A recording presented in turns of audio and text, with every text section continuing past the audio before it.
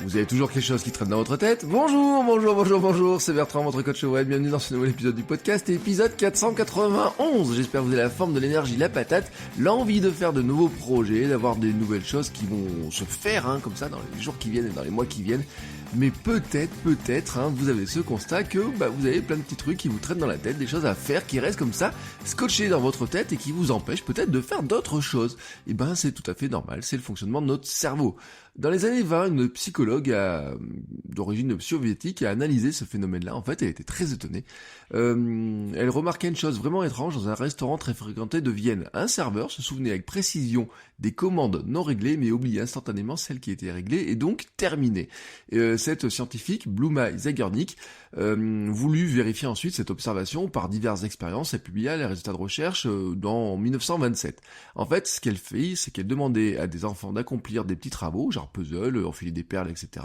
Elle leur permettait de terminer la moitié des activités et les autres restaient inachevés. Quelque temps après, elle leur demandait toutes les tâches qu'elles avaient exécutées, ces enfants, et en fait, le constat, c'était que celles qui n'étaient pas terminées étaient citées environ 2 fois plus que les autres. Le constat qu'elle a fait était simple. Et vraiment simple, vous voyez, ça fait presque un siècle qu'on sait ça, c'est que l'inachèvement d'une activité entreprise crée une tension durable dans l'organisme, dont le souvenir finalement ne serait qu'une empreinte.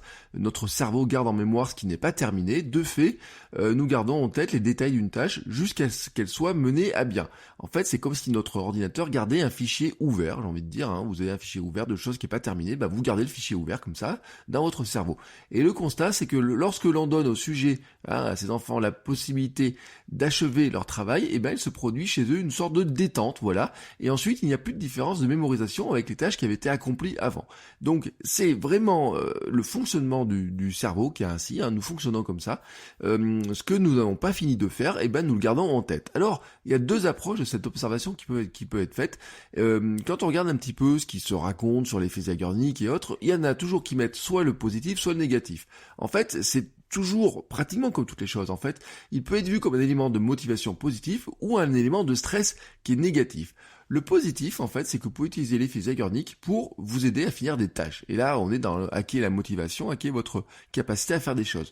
Nous aimons tous finir ce que nous avons commencé. C'est le fonctionnement de notre cerveau est ainsi. Nous ne sommes pas spécialement faits comme ça les uns ou les autres. Nous sommes tous faits comme ça. Et nous pouvons éprouver donc une certaine satisfaction à le faire, d'autant plus cette satisfaction elle sera importante que ça nous libère d'une sorte d'inconfort provoqué par le fait que nous savons que nous avons telle ou telle chose à finir. Certains préconisent donc de laisser une tâche en plan quand on veut faire une pause. Vous voyez, quand vous regardez une vidéo YouTube ou je sais pas quoi, vous dites tiens je vais faire une petite pause ou alors je vais discuter avec des collègues. Les préconisations c'est de dire vous laissez les tâches en plan. D'autres j'ai même vu dire vous finissez pas quelque chose le soir et le lendemain matin vous le retrouverez, vous reprendrez cette tâche-là. C'est un conseil que j'ai vu sur YouTube, j'ai vu quelque chose.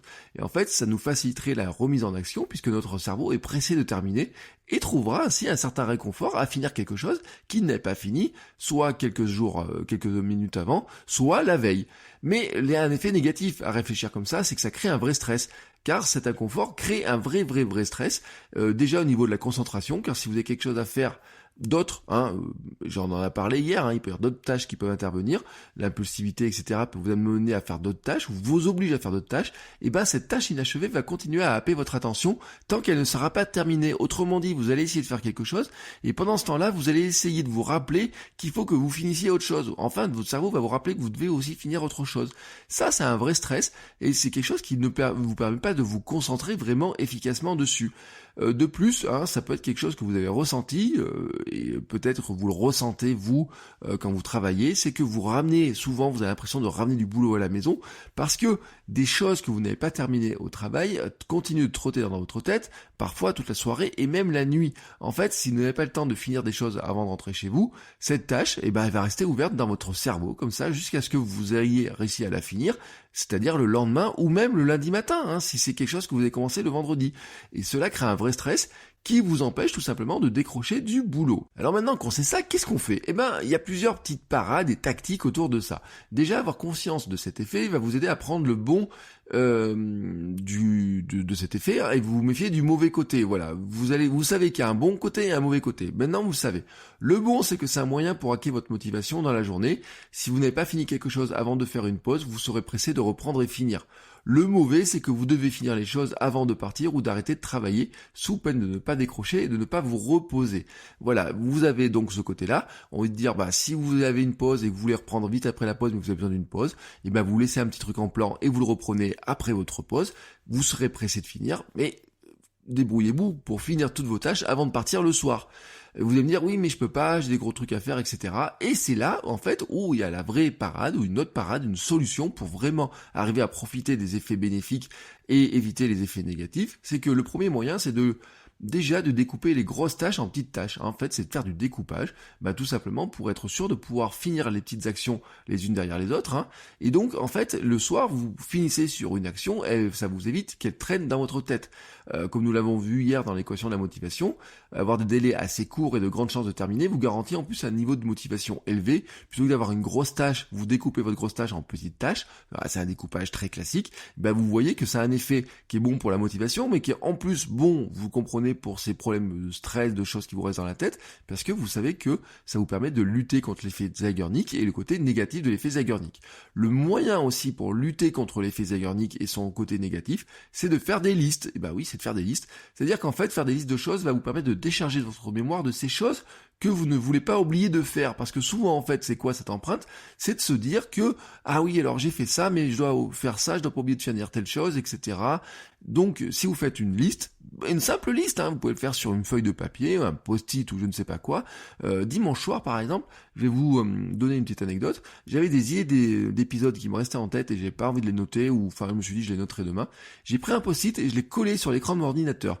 Donc, comme ça, hier matin, quand j'ai démarré l'ordinateur, j'avais devant moi, en fait, les 4 idées de sujets vraiment que je voulais aborder, et étaient les unes derrière les autres, vous voyez, sur mon post-it.